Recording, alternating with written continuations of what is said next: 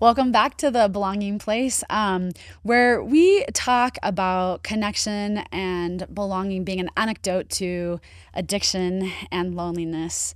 And where we believe that every person's story matters, and where their pain points and where their pivotal moments, there's usually some kind of connection or some kind of belonging that takes place in that. So I'm excited to welcome our guest, Robbie.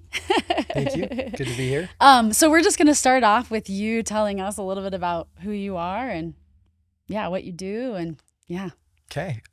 First and foremost, I'm a husband and a father. So 5 kids, ranging from 17 down to 7. Okay. 17 down to 7. And we've kind of lived all over the country both my wife and I are from Utah, but then bounced around from North Carolina to Arizona and Chicago, back to Arizona. I came to Utah 6 years ago. Okay. And I've spent my career in healthcare. Okay. And then 6 years ago, leaned hard into the mental and behavioral health space. Okay. So it's something we're passionate about and trying to help people. Love it. Robbie, if I were to ask you the same question, but you couldn't say any of those things, you can't say any of the things you've done, and we were to rewind, and I said, hey, Robbie, tell me about you, what would you say? I would say, good question. That's a thoughtful question. Yeah. I would say I'm a child of God. I would say I'm passionate about trying to make a difference in the lives of other people. And I love to be active and outside. And I'm trying hard not to say any of the things you told me to say. Yeah. So, I would say those things. And I love my family a lot. Yeah. I love other people. I think we spend a lot of time in our society defining ourselves by what we do. I like to ask people, like, in their becoming, like, who they feel like they are. So thank you for that. Yeah. My next question, and I'm gonna ask you to talk a lot more about what you do currently, but I am interested in what brought you there. I'm wondering if there is a particular, like, pivotal moment for you, if there was a particular interaction, something that happened that you're willing to share that kind of brought you where you are today. Yeah. So several. Okay. Several. So we were, when I was in our culture, when we're young, sometimes we, in a church culture, have what's called the patriarchal blessing, and which is essentially a form of going to a person who can try to receive some inspiration and offer some counsel in the form of a blessing. And that happened when I was about 15. Okay.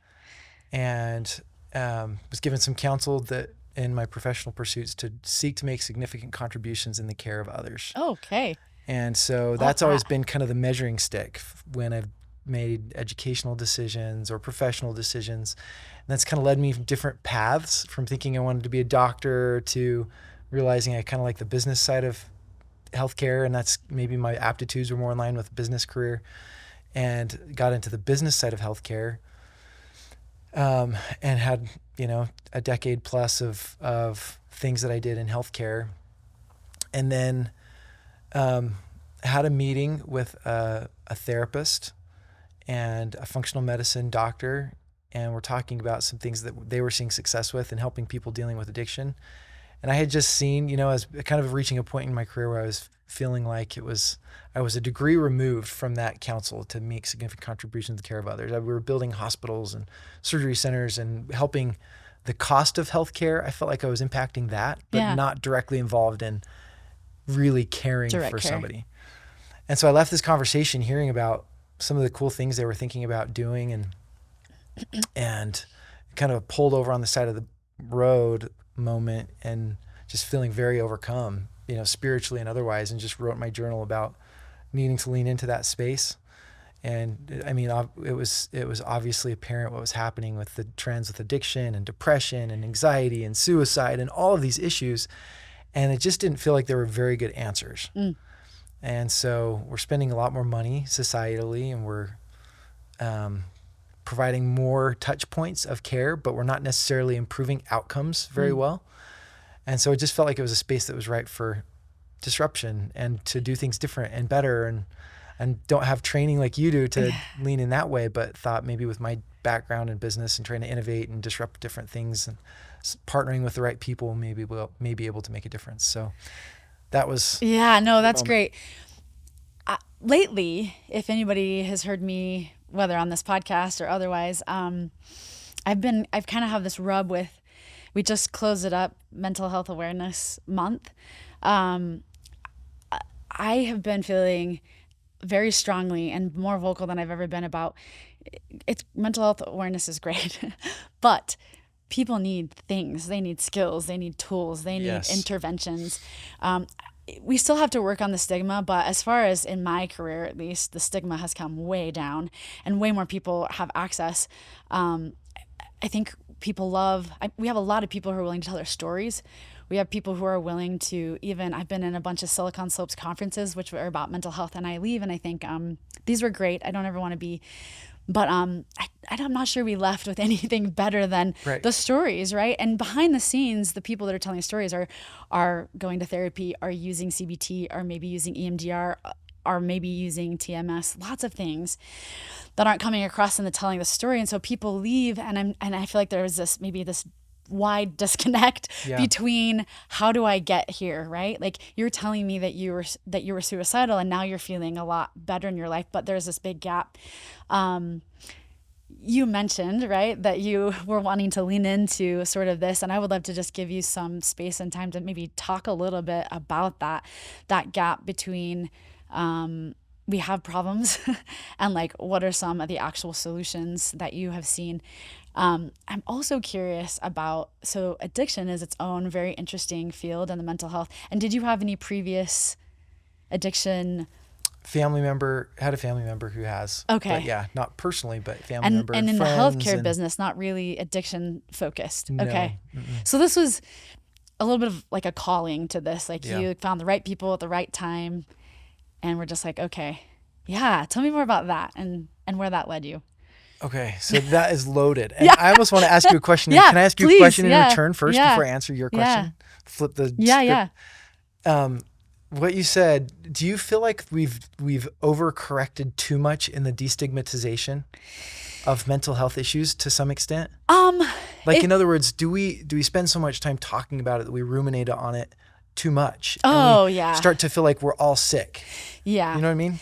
Yeah, this is a whole, I could do a whole podcast on this, but I'll shortly say I'm an adolescent therapist, and I feel pretty strongly that in the church that I'm in, we send our youth on missions, right? And a lot of them are coming home and with mental health issues. And as I look at it, I feel like we are often confusing maybe low resilience.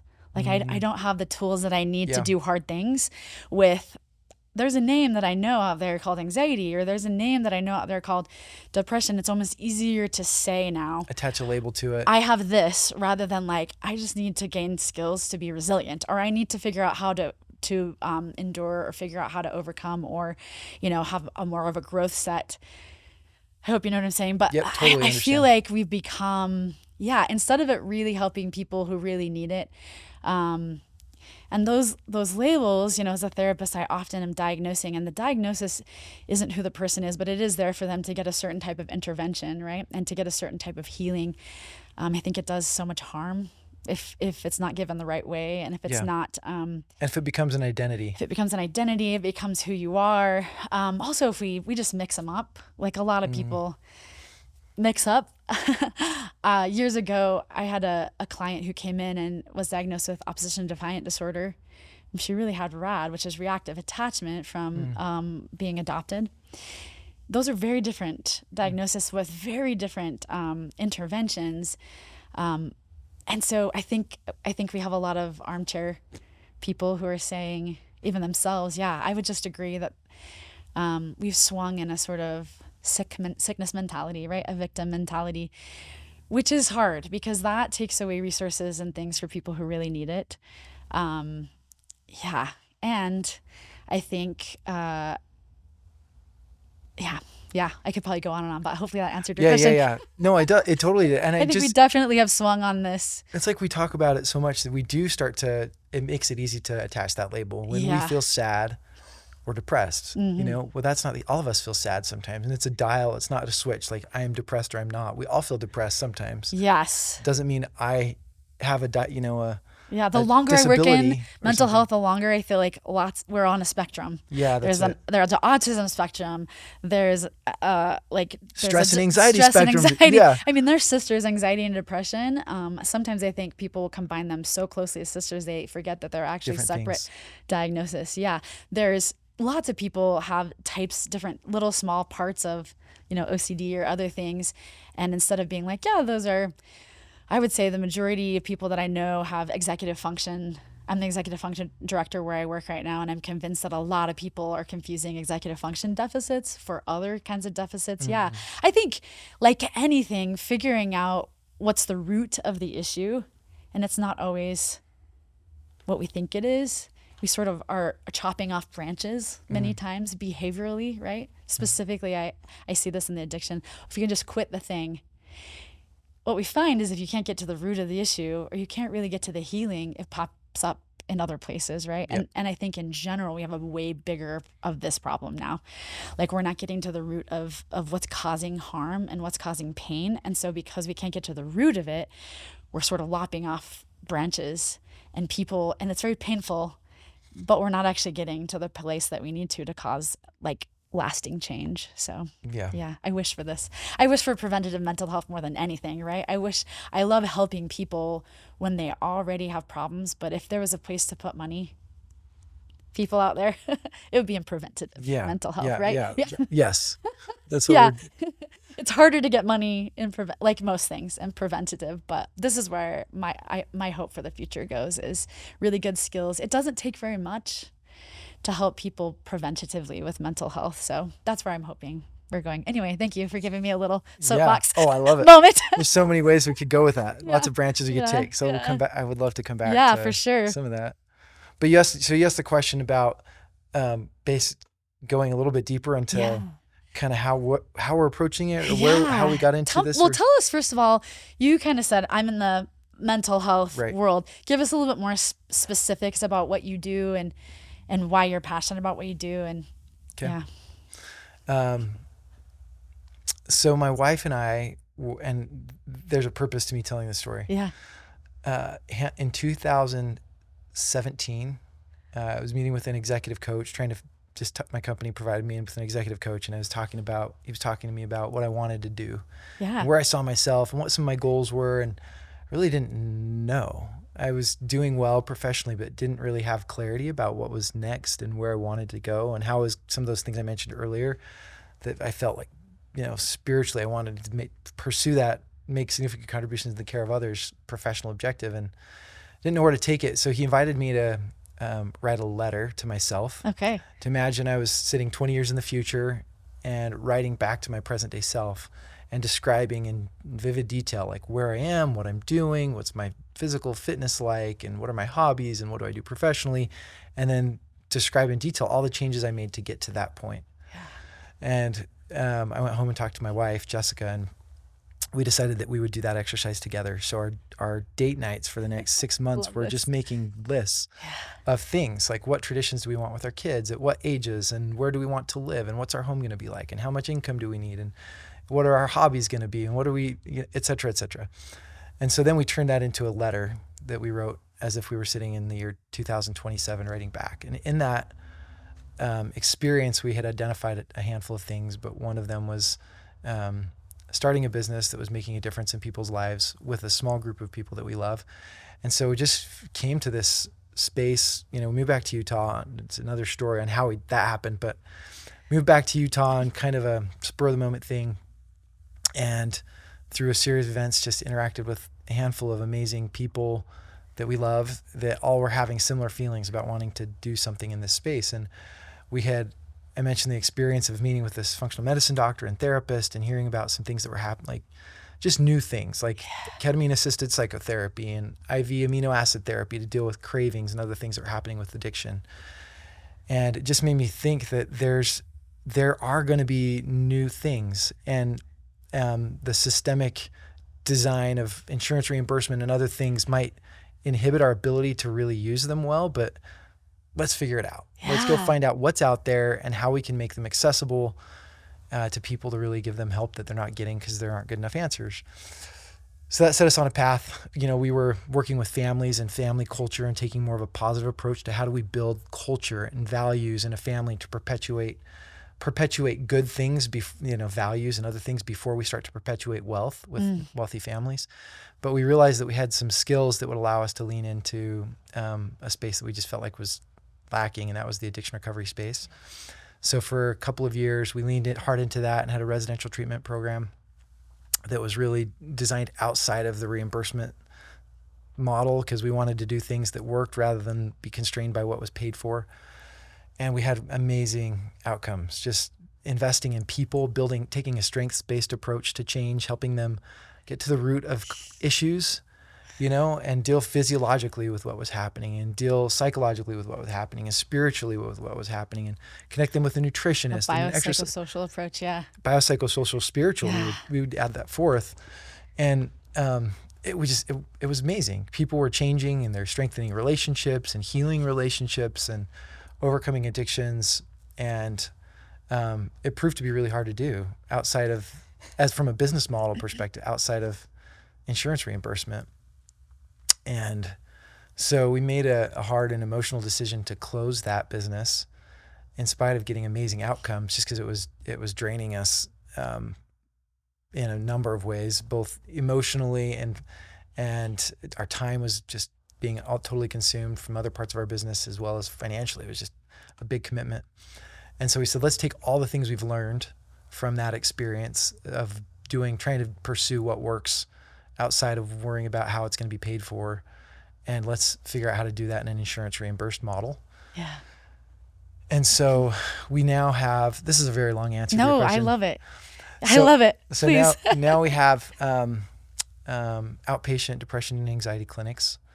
And then we do offer cohort-based group workshop skill development on things ranging from nutrition and mindfulness to athletic performance, mental performance for athletes, and other things like that. We found that in many cases, I know you're a therapist, people need therapy, but sometimes they just need somebody to encourage them and hold them accountable. And so we found coaching to be a very accessible way of extending support that some people needed. But then we found that that's even hard for some people to afford. So let's do it in groups. And derived this group coaching model that's working really, really well and giving people access to things at a much more reasonable price. And we're getting the same great outcomes in that group workshop model. So we've got outpatient clinics. We offer group workshops in these cohort-based live training model. And then we have some self-directed products to help people with the skill development thing you mentioned. So whether it's cultivating vision or understanding your values or other things, we're using some of the blessings of technology and AI to help guide people in a evidence-based way through the process of developing some of those skills and strengths, and then putting those all together. So now our providers have access to these tools. Rather than saying, hey, you need to work on your nutrition, they can plug them into a really high-functioning nutrition workshop with an app and with a workbook. And if they need to work on vision, they have a place to send them and tools to give them, and it's been really fun. One of my favorite things about what you guys are doing is that there's a lot of good out there in the world. And there's a lot of, I feel like we kind of almost live in an inundation of choice, right? There's a million ways you can do therapy now. For just example, you can do teletherapy.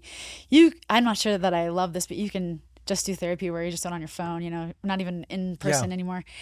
We've sort of, for the good or the bad, have figured out, you can get a coach in anything that you want, right?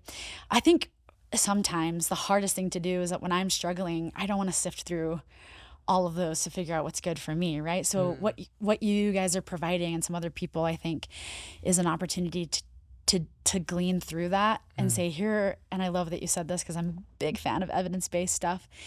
Let's look at what actually is saying that it's doing it and is doing it. And then let's promote that for our clients.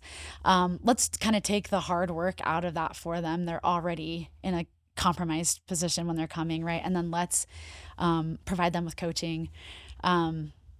You kind of said this, and I know this, but for our audience, I think like if you're not sleeping well and you're not eating well, and you're not moving your body, everything else is like pouring water on a cup that's upside down, right? Like, first question I ever ask any of my clients, and my clients for the most part are teenagers, but how are you sleeping and how are you eating? And before we do any therapy intervention, we're working on that, because I believe so strongly that that is where you got to get things going, right? So I love that you're adding that piece, nutrition, whatever they need for that to go well. I think we also are kind of a quick fix world where we're like, how can I get it done the fastest way? And all of us who are in the industry and know and do the evidence-based know it's really these basic things. Behavior and lifestyle interventions. It's just and so but it takes work. It it's takes not a lot pill. of work. Yeah, it's not a pill. Yeah. And even therapy, right? I feel like a lot of people, now that therapy has become more accessible and people are like, are becoming a little bit disgruntled with therapy, I think. They want it quicker. They want it faster. They want, like, how many sessions can I get that done in, Kylee? Yeah. Well, you can do it as fast as you can do it. Like, some people can do it in a short amount of time because they pick up and they're willing to learn the skills and they apply the skills, and some people don't yet, right? So anyway, just coming back to the sort of holistic approach that you guys are having. I love that. I loved what you did before too. I was very sad when I saw the good that you guys were doing. And it's frustrating, I guess, to work in a system with insurance and things like that.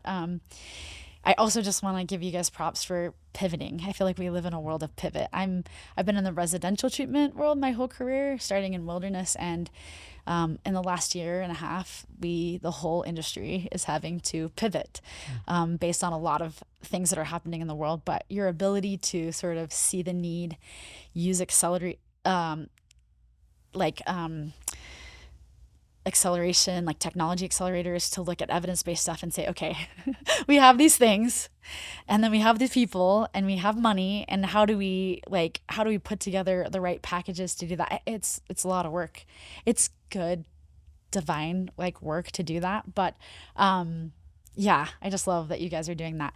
Let me ask you specifically in addiction recovery, because one of the things that my tagline for this podcast is that connection and belonging is the antidote to addiction. In my experience, I have found that one of the biggest healing, one of the best things that can happen for people is connection, building connection and belonging.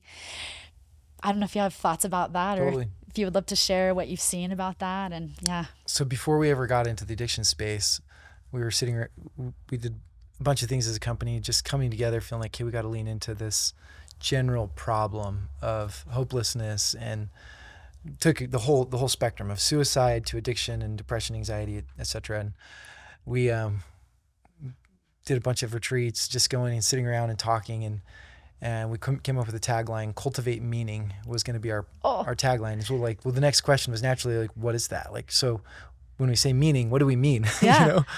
And I think there's different ways of talking about that word, right? If we look at what that word really means, it could mean coherence, like things happen for a reason. It could mean purpose, like my life is designed to do something, or it could mean significance, attach significance to something. But we sat back and just said, what do we reading all the things that we've read. We spent a year just reading, and before we ever had a business model, just trying to understand everything from theology to philosophy to classic literature. What is it that has given people purpose and meaning and helped them overcome hopelessness? And so we were just up in the mountains and broke into groups, and one of the groups came back with meaning is an individual pursuit found in development of self, relationships with others, and at the time we said connecting with divine, but we didn't want to attach a religious connotation to it, so we changed it to cultivating spirituality. But those three elements of self-development, so I'm working on my knowledge and my skills and my health and physical health, emotional health, anything I'm doing to develop those things is part of it.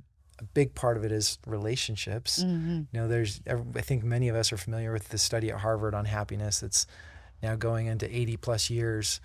And they just show the biggest contributor to health and happiness is relationships. And the data is pretty overwhelming to your point. And then the third one is cultivating spirituality, which I think sometimes we shy away from because it can seem like, especially in a community that like where we live in Utah, can feel it's very religious. Right.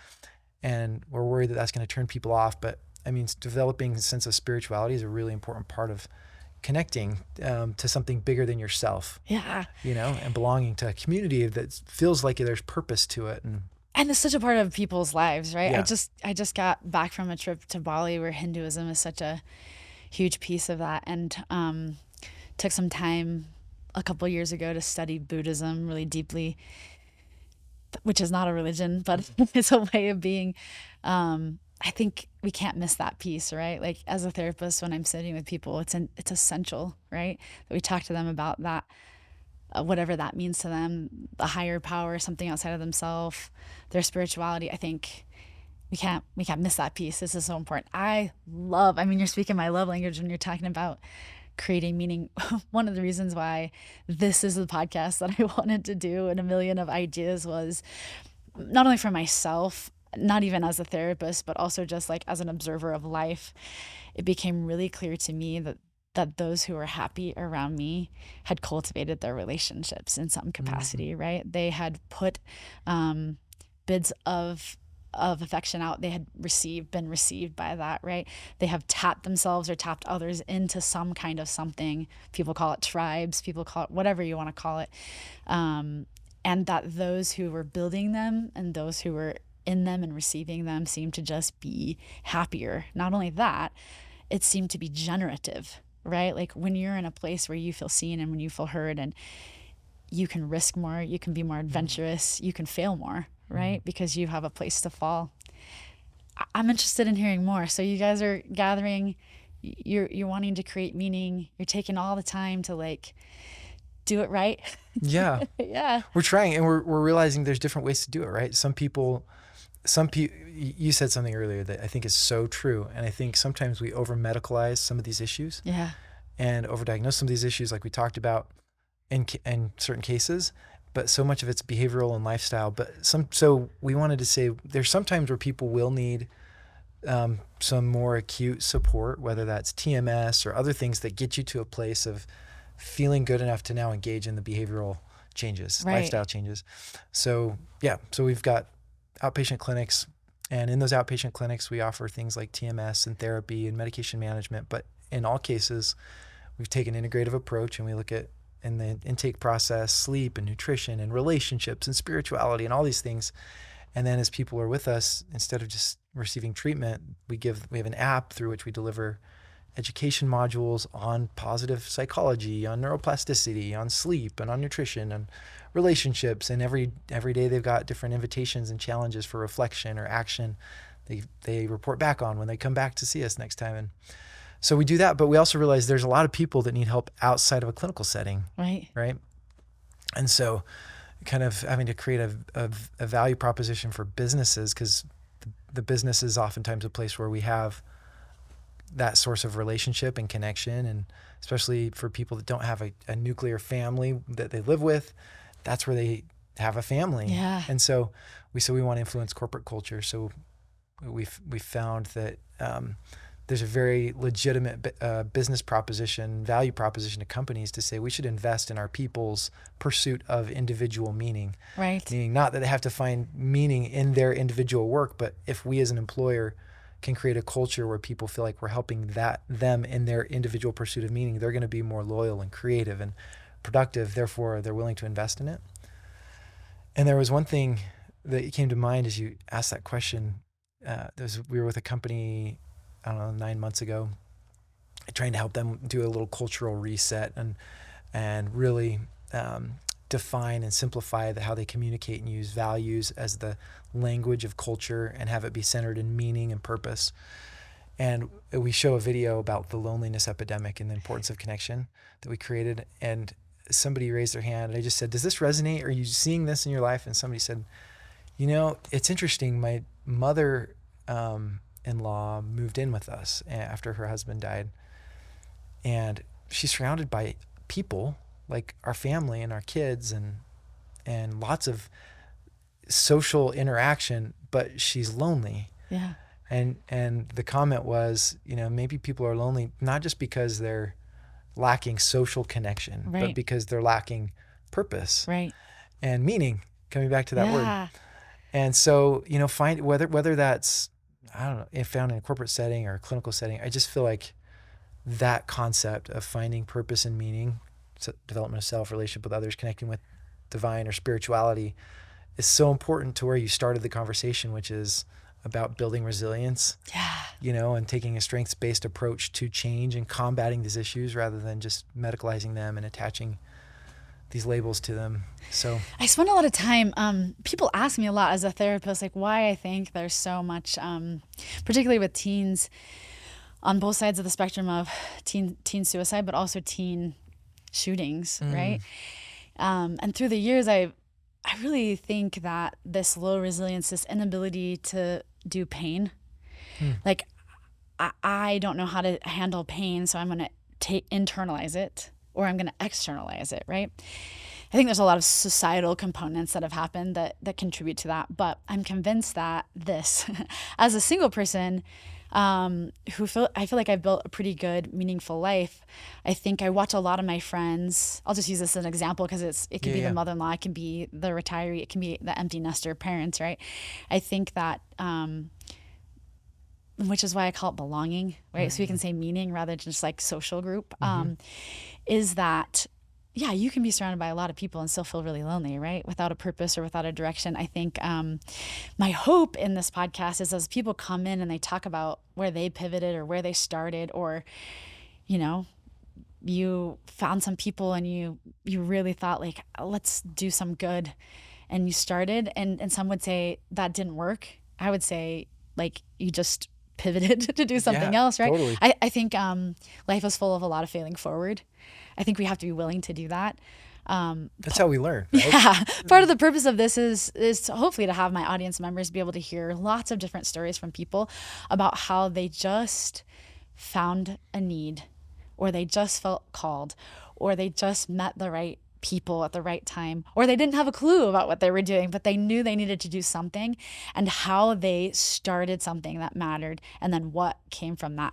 The hope is that people can just feel like they can also do that. They can stand in their own corner of whatever is their calling in life, or whatever they're curious about, or whatever they feel empowered to do, and that they don't have to feel like they have to have all the answers or all the connections or all the money, right? Because it sounds like to me that yes, you had experience and you had connections, but it sounds like you also found others who also had experiences and different connections, and you guys formed this Avengers Alliance. I'm just calling the Super Alliance. Found some people, and then, and I've said this before in another podcast, it's almost like the world conspires for your good. When you're doing good things and you put out good data and you're looking at really good things, I feel like people come in and people come out of that in ways that is pretty special. I don't know how you feel about that. Yeah, and I think people are genuinely good. Like all of us want to serve. Yeah. We have I think all of us have an inherent desire to make a difference and to serve. And when you can articulate things that you want, that you're trying to do, and articulate problems that society's facing, I think people naturally want to lean in and help. And people will come out of the woodworks that are attracted to the idea of playing a part in that. And we need to work together because nobody has all the skills or knowledge or resources to do it themselves. And so it does take a community. And I think just communicating vision, and aspiration, kind of manifesting some of the things that you hope to do, I think does attract people. People come out of the ether for that. Let me ask you something. There will either be people that are listening or that will listen in the future to this that are struggling with addiction themselves, or parents of kids that are struggling with addiction. It can be really dark in this industry, in this world. I think there's a lot of people who want to hope that change can happen. I think there's people that see this progressive downward spiral. I would love for you, Robbie, to tell us a little bit about, do you believe people can change? Um, I want to be careful how I answer this because it's such an important question. Um, the answer is yes, absolutely, 100%. People can change, and I think we underestimate the power of the human spirit, and I think we underestimate the miraculous nature of the human body. And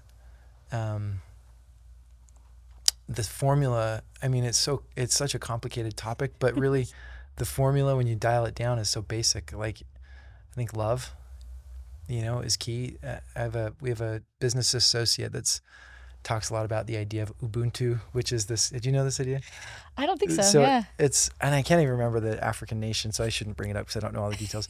But there's an African culture where when somebody does something where they need to be reprimanded in society, instead of giving them a consequence, they sit them in the middle of this village and have people come around and tell them what they love about them. Their greatness. And I think the power of feeling loved and also expressing love to others is really transformative. And so love is a key ingredient, and love sometimes means having a hard conversation. It sometimes means boundaries, totally. And I think, but you also mentioned some things that are key ingredients that sometimes we just underestimate, like sleep for the person who's trying to provide support or the person who's needing to change, like sleep. And let's really attack nutrition, and let's really harness your body's ability to overcome addictive cravings, because the bodies will heal if we feed them the right things, if we give them the right rest.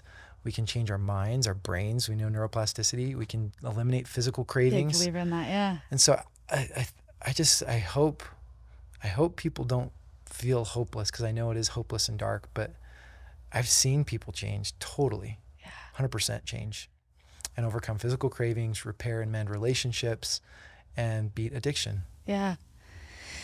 Thank you for that. I believe in that. Wholeheartedly believe that. I mean, I believe I'm a change maker.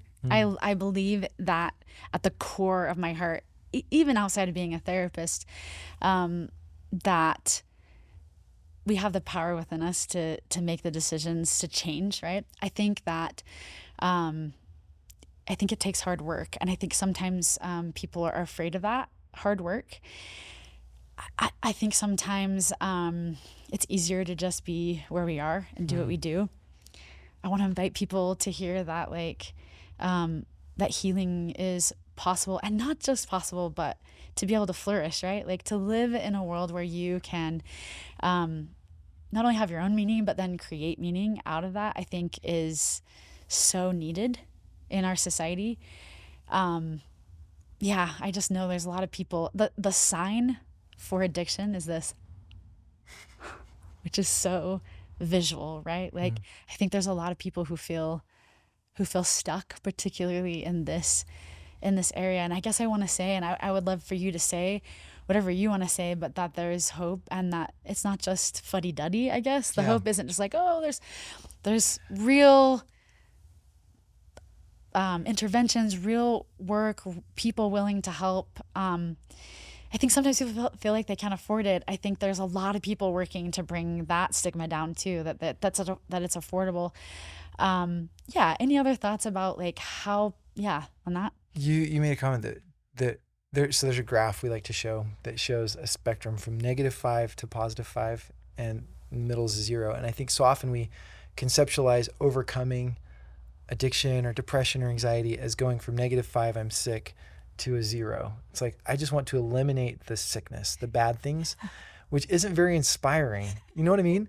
It's like, that's not the goal, is to just it's not to be unsick. The goal is to flourish and to thrive. And that's way more hopeful. And I think if we can focus more on, so there's a process. And I think all of us need to have this process, and it's a repeated process as we want to grow. And that begins with vision. And that vision has to be hopeful and inspiring and motivating of action and move you. And then you have to have self-awareness. Where do I stand relative to that vision or those things I want to become? And that have to be inspiring, not, again, -5 to 0, but -5 to +5 and flourishing.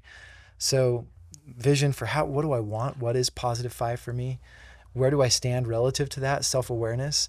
Then turning that into goals and plans. Like, what am I going to attack that's not overwhelming? If I want to overcome addiction, let's break it down to very small, controllable things I can do. Bite-sized things, right? So goals and plans, and then you need somebody that can hold you accountable and encourage you. And then you just need to repeat the process, like make progress and revisit that vision. And where are you? Self-awareness and goals and plans and action, encouragement, accountability.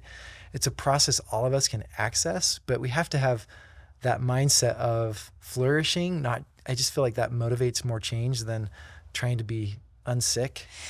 Yeah, not only that, but that 0 for so many people is so painful, because that drug, I work specifically with process addiction. So this is gaming, this is pornography, this is eating disorder. So even a little bit different than taking things, but let's just put them all, like usually many times those addictions, those process addictions are there to numb other root issues, right? Or to take the place of other things. So you start to get rid of those maladaptive coping behaviors, and you get to 0, it's super painful for people because they're now feeling all their feels. They're like having all the things that they've stuffed down, right? 0 is not the goal. I don't think, I love this graph that you're saying, because for many people, if 0 is the goal, it's not worth it for them, because then I have to feel all the feels, and I have to I have to go and say I'm sorry, because I've destroyed people in my process. Man, I just want to say 100 times +5, +10, +100. Like, this is the minimum goal that we want to get you to, is that you have replaced your maladaptive behaviors with pro-adaptive or positive things, that you're at a place, and that then you can flourish in your life, because otherwise, it's too painful to get there. I often talk about it like being in a hurricane, right? In the eye of the storm, you feel safe, but you're not really safe, because you've got to get through. Yeah. It isn't until you're on the other side of the hurricane, you've gone through all the pain, and that you can see like how much life can feel good on the outside, right? So many people get so close to the outside of the hurricane, but it's so painful. They're like, I'd rather be in the eye, if that makes sense, right? Yeah, totally. So I think our whole culture, our whole society, our mental health world, needs to spend a lot more time on the like flourish side. Like, not only can you heal, not only can you not become dependent on these things that you are so dependent on, but there's a world on the other side of that you are contributing. Because a lot of people in their addiction also feel like they're consumers, right? They're not contributing. They're not producers, right? And that gives you purpose. And that gives you purpose. Yeah. Any more thoughts about that? Well, it goes back to something you said at the very beginning, which is, I think generally we need to do a better job of seeking out. So from a consumer perspective, people getting help, seeking out sources of skill development to flourish, right? And then as a provider community, equipping people with tools to actually take concepts and implement them. Yeah. Help them develop the skills, have knowledge and practical solutions that they can go and change their nutrition. They can go and change their sleep. They can go and improve their relationships, and have tools that help them do that, beyond just like acknowledging and identifying that they need to do that. Yeah. I kind of want to band together with other mental health people and be like, hey, there is a need to validate. There is a need to normalize in therapy. There is a need to listen. People need a place. And then we need, let's give people skills. Let's help them know that they can change their thinking, and changing your thinking changes your behavior, right? That your beliefs, some of them are incorrect. Like, you've built a wall of beliefs. There's evidence in your life, but the evidence isn't adding up, right? Like, we can change those negative cognitions. We can give you a different lens about how the way that you look in the world, and the way that you look at the world then impacts the way that you look at yourself, right?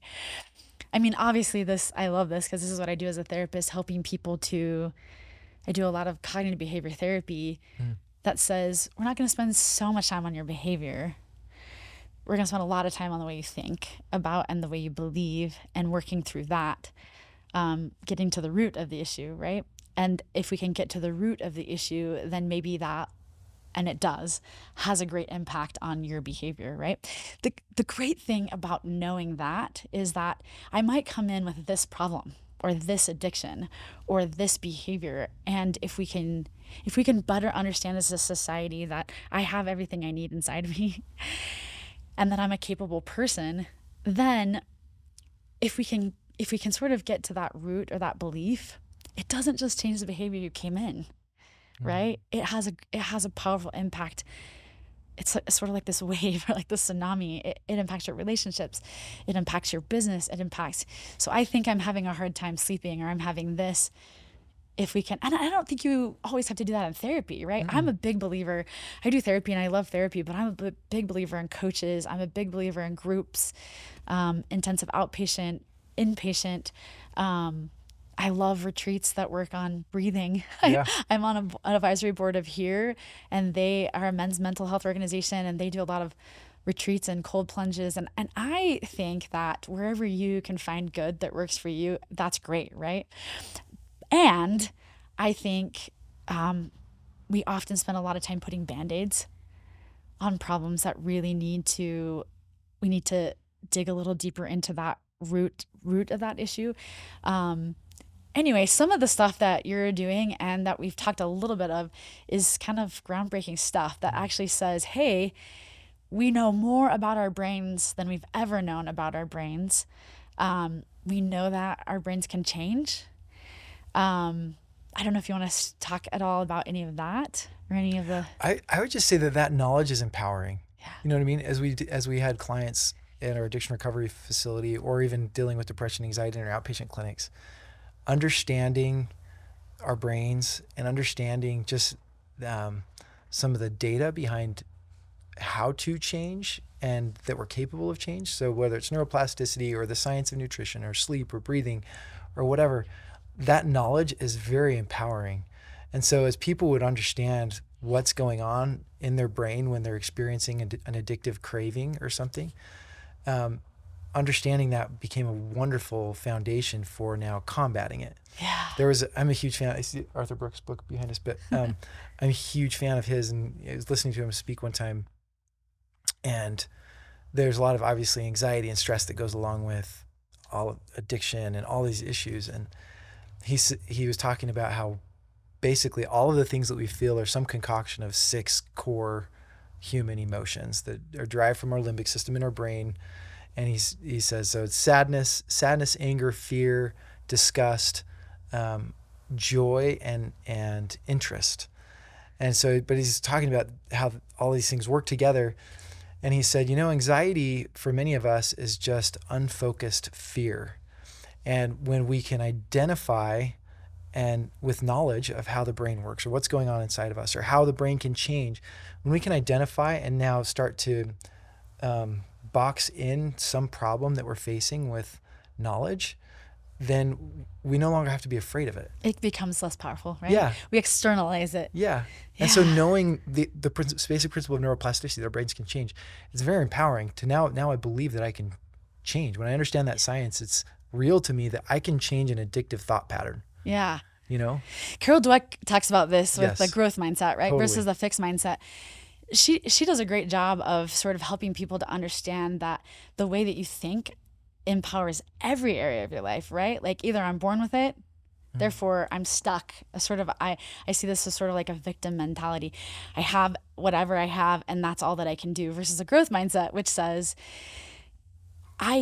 I'm capable of more, or, I can change. You mean like I am not stuck where I am at right now.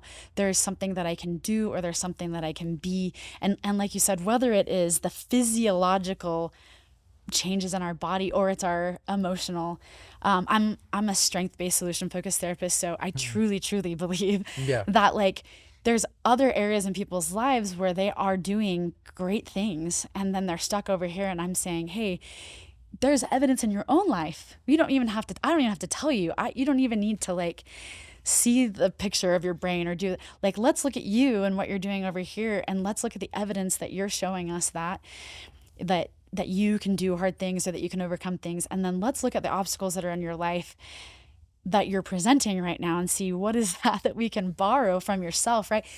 the amount of times that people, again, mostly I'm working with teens, which is so awesome. The amount of times that they are like, oh, they just haven't made that connection, right? Like, I'm the same person that's doing this in sports or this or whatever, but I'm super stuck right here. But I have that inside of me, right? We're so quick to dismiss all the good things that Yeah. we have in ourselves. All of those strengths, we're quick to dismiss them because we focus dwell so much on the things that we're not doing right, And I'm one of those. I think we're all so self-critical that we just dismiss those strengths. And so sometimes we need people, a therapist, a coach, a friend, a family member, to help us reflect that. See those good things in ourselves, Yeah. And this is like coach, therapist, parent, mentor. I think that is part of our jobs, right? To reflect goodness back in people. That, and Butu, what you were saying, like just the need to be seen. Part of creating belonging is that, right? Like if I can create in my family unit or in my church unit or my work unit or my chosen friend unit, if I can invest in you and you can invest in me, the amount of things I can do because you see greatness in me, even when I don't, I sometimes say, you can borrow that. You can borrow my goodness that I see in you, right? And then when I need it, can I borrow it from you, right? That we can't really do that, but there's something, the picture in my podcast is, my logo is trees, they're aspen trees. And it's because they create a root system. It's all connected. Yeah, that's all connected. That says we're stronger because we are connected. And I truly believe this. I believe this with addiction. Some of my friends that have been caught in the depths of addiction, will say that the greatest thing they ever did for their addiction was service. Finding ways to serve other people outside of themselves, save their lives. I'm not surprised by that. And doing it with serving with other people is even more powerful. Yeah, and I'm not surprised by this as I study positive psychology and the things you're saying, because of this meaning, right? Because there's something outside of me, my desires, my need physically to whatever it is inside of us, right? As humans that needs to consume or to feel or to do this. I guess I just want to say, in addition to what you've already said, that, there's something to be said about that process you described. Thank you for breaking it down all the way back from you and your wife. Stephen Covey says in one of his habits, right, begin with the end in mind. As you were talking about this is the principle that came to my mind. I sometimes ask on this podcast, like, here you are, and like in 20 years or in 10 years, what are the seeds you have to plant today to get to where you are? And I think that thinking alone changes people, right? No question. Because so many people sit where you were when you're with your executive coach that are like, I don't really know. Like, I'm doing good, but I don't know. It's interesting. On one of the bus rides in Bali, my partner, who's great at setting goals, shout out to Michael, we were with some kids and some adults, and he said, hey, let's talk about our 1 month goal, our 3 month goal, our 1 year goal, and our 5 year goal. And you should have seen the people's faces. They're like, I don't want to do this. And he was like, yeah, we're going to do it. And we sat in a circle, and each person, and I think some of them had thought about it, but we had an 11-year-old, we had a 17-year-old and an 18-year-old, and the things that they were saying, I almost wish I could have recorded it, right? About their lives and about their 1 month and their 5 year, it was so generative. The one person gave the next person permission to think bigger about their future. And then the next person, we had a mom of 6 who just like, and I was just like, this circle of talking about your goals, about allowing people permission to think. There was one girl who was sitting in there, and she's kind of like, I'm not ambitious. I don't really have goals. I don't know. But by the time we had gone around the circle, she like basically was like, I want to go again. Yeah. She's like, actually, here's some of the things. And she started telling things that in her mind, goals were just people who were ambitious and really wanted to like go after life. And she's like, I just want to be present and I want to be. But as it came back around to her, she was able to share just like some life goals and some strengths and some things that, and maybe even small, but for me, knowing her, they were big changes that needed to happen to her life. And I thought, more of this, right? More of this in our society, of less of a sickness mentality, less of a money ring, I have to make more money mentality, Totally. and much more of a building meaning in our lives. If we can start to set some goals and set our sights on creating meaning, I feel like, and evidence tells me and shows me in people, that the other things work out. They work themselves out, right? If we're clear, we were just doing some training at a camp for youth up in Morgan County Yeah.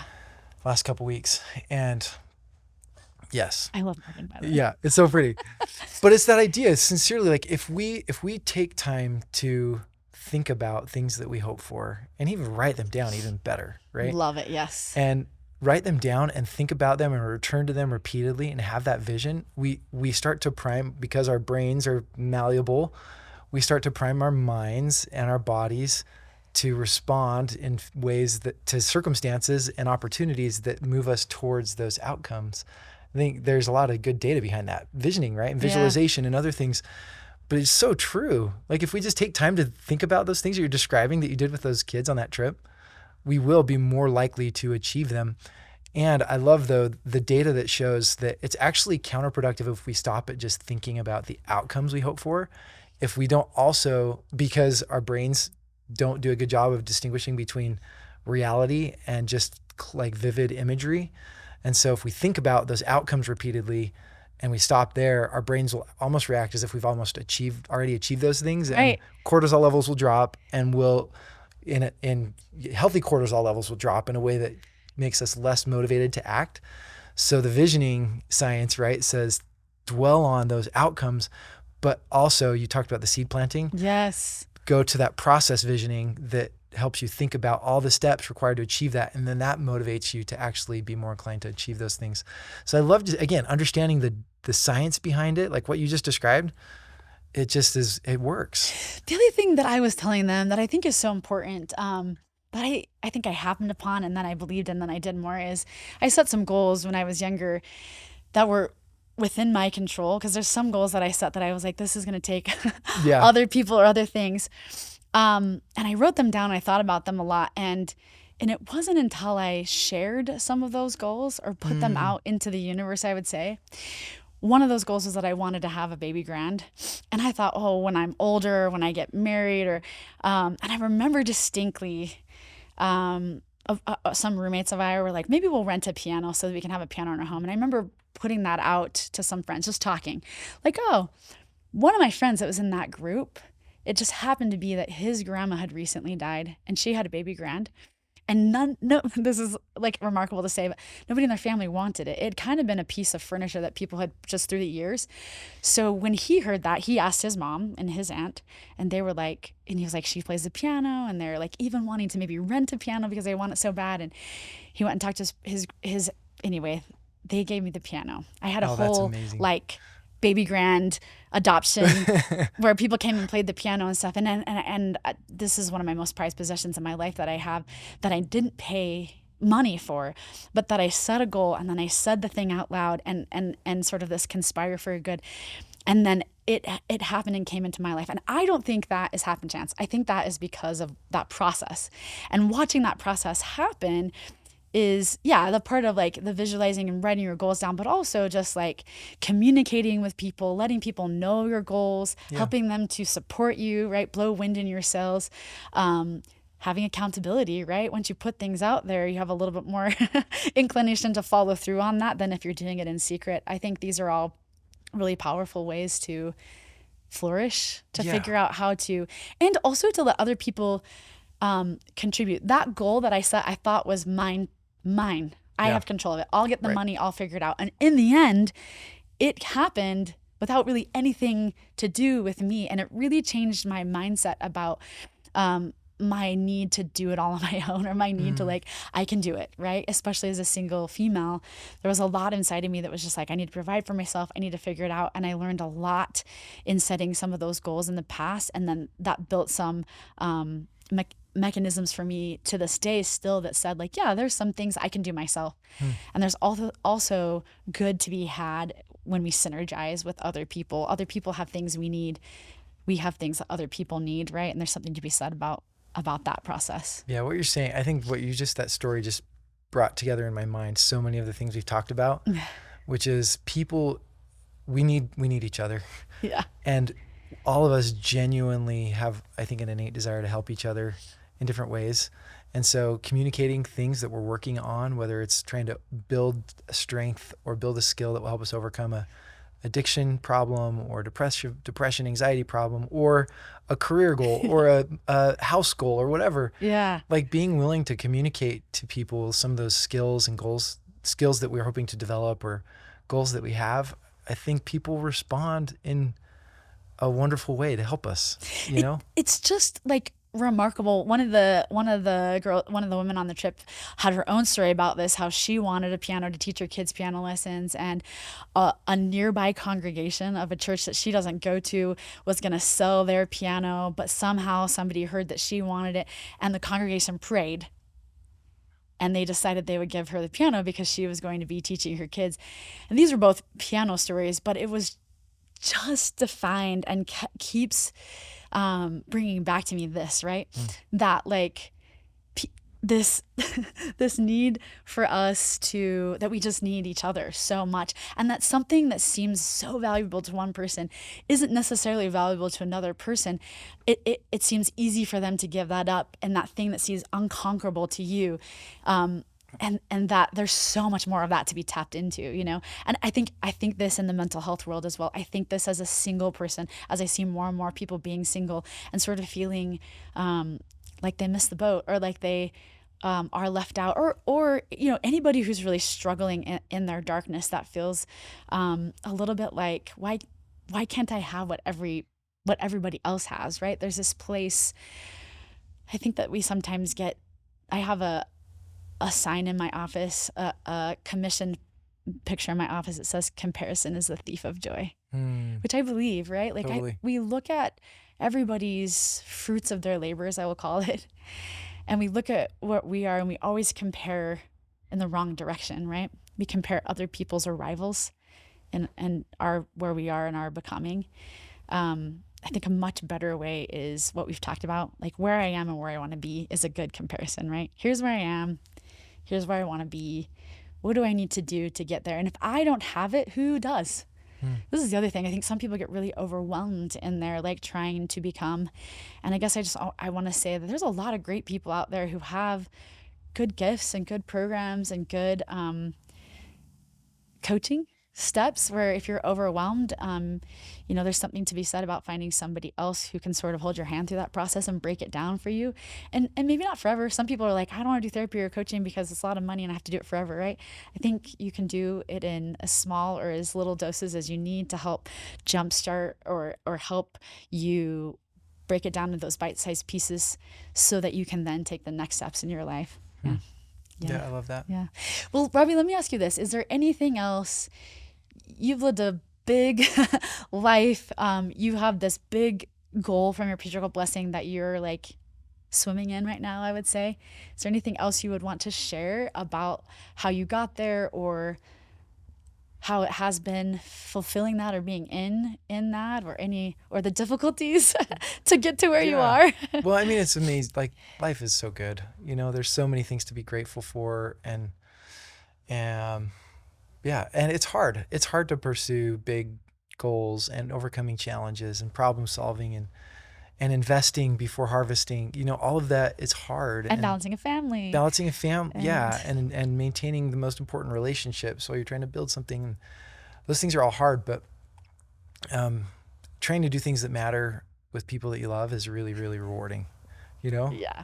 And involving family who you love most in it is really special. And yeah, so I would just say there's, again, to quote Arthur, he talks about suffering is sacred, or one of my colleagues, Braden Brown, talks about stress is enhancing a mindset. And it's very purposeful to lean into something that is service-minded and service-oriented, and to also be vulnerable where you need to be served and be open to being served is a lesson learned through this process. Because I think a lot of us have like this, we need to be the strong one and we need to be serving, which is true, because it's kind of a ubiquitous truth, I think, across all world religions. You gain by giving, and we need to be open to being served as well. And I think I've observed and learned that in this journey, for my business partners serving me, my family serving me, and me needing to be vulnerable with them and have their help. So all of us have things and insecurities and challenges, and it takes a wonderful relationships and finding people that you care about, who care about you, and having a give and take relationship with them to really accomplish goals and to thrive, not just get to zero, to get to that +5. I think sometimes the greatest service we can give others is seeing them as capable. I think sometimes when people are struggling, we want to fix them. We want to sit and we want to fix them. We don't want them to be in pain. And I think sometimes the gift we give people isn't to fix it or solve it, right? But is to be next to them and be with them and to believe in them. Yep. Sometimes we can give them evidence. Hey, I have seen the evidence in your life that says it isn't fixing the problem that they're sitting in, but it's saying like, I see you as capable. I think sometimes we think of service as like big. Yeah. I think we think of it as like going out and doing something. I think some of the gifts we give each other, like that gift that my friend gave in the bus, right? That's service, like inviting people to like think about things in a different way. Asking people about what their goals are, like giving them a spot. I had a friend on this trip who asked me like a really hard question because I'm single, and he sat with me and just kind of asked me about how I feel about that. And I cried and cried and I talked about it. And he just sat there and he didn't solve it and he didn't make it better. But the fact that he created a space for me to sit and talk about something really painful was so beautiful. Yeah. And in my talking through it, like I realized some of the things that I've done in the process by verbalizing them, right? Because someone had asked. So I guess I also want to share that sometimes what you described is quiet moments. It's small. It's big, but it's small, right? It doesn't I take... think those are the more powerful ones, frankly. Like small moments of, again, go back to love. And vulnerability. And vulnerability to helping people feel loved is a wonderful form of service because that's what we all yearn for, right? Yeah, and then we feel connected. Yeah. I know I feel closer. Yeah, I love that. Yeah. Well, I appreciate you. Yeah. Thanks so much for coming on. Tell us what your organization is called, and we'll put the services that you just shared, and we'll put it in our notes as well. Yeah. So our company's called Ampellis, Ampelis. And so ampellis.org, and then we have ampellishealth.com. And yeah, we're working really hard to make things accessible, whether it's tools to help people build relationships and feel seen, identify strengths. We've got some really cool tools to help with all these things, from visioning to identifying your own personal strengths to mental health services, depression, anxiety treatment, to corporate culture and nutrition workshops, mindfulness workshops. So we would love we poured a lot of heart and soul and financial resources into this with the intent of trying to help people. So yeah, as many people as can be benefited by them. We're just grateful for the opportunity to serve. Thank you. Well, thank you so much, Robbie. Thanks for letting me come. For sure.